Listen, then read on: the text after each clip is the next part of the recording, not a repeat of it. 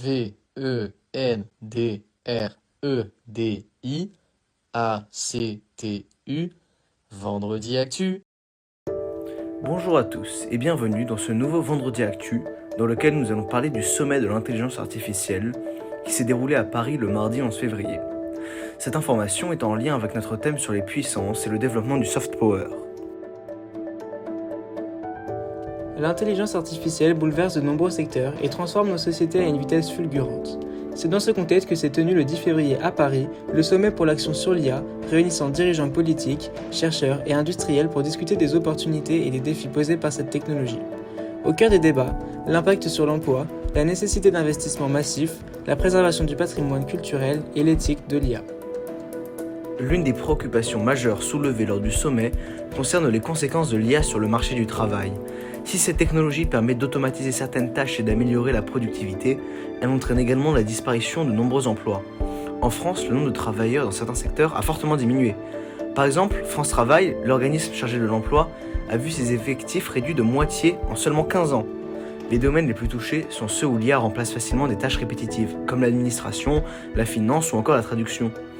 Dans le journalisme et l'édition, les premiers licenciements ont déjà eu lieu, mettant en lumière une inquiétude grandissante.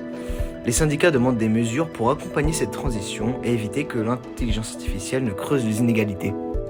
Face à la domination des États-Unis et de la Chine dans le domaine de l'IA, l'Europe veut accélérer son développement technologique. Le président Emmanuel Macron a insisté sur la nécessité de simplifier la réglementation pour favoriser l'innovation tout en protégeant les citoyens. Il plaide pour un marché unique de l'IA en Europe, permettant aux entreprises de se développer à grande échelle et d'attirer plus d'investissements.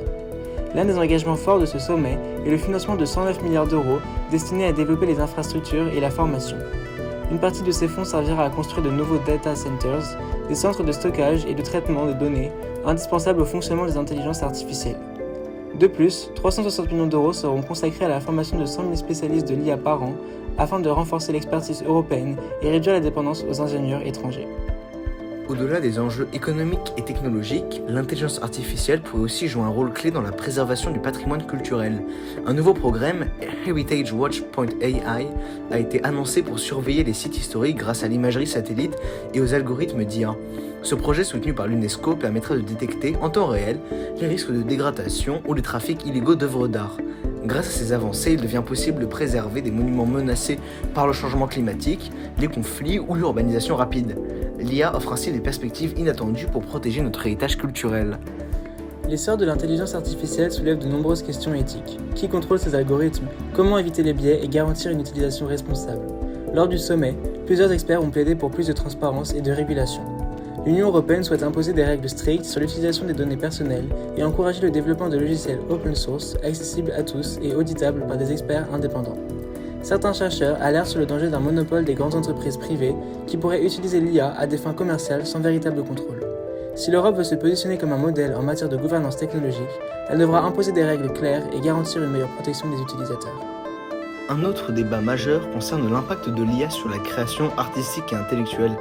Aujourd'hui, les intelligences artificielles sont capables de générer des textes, des images, de la musique et même des films en quelques secondes.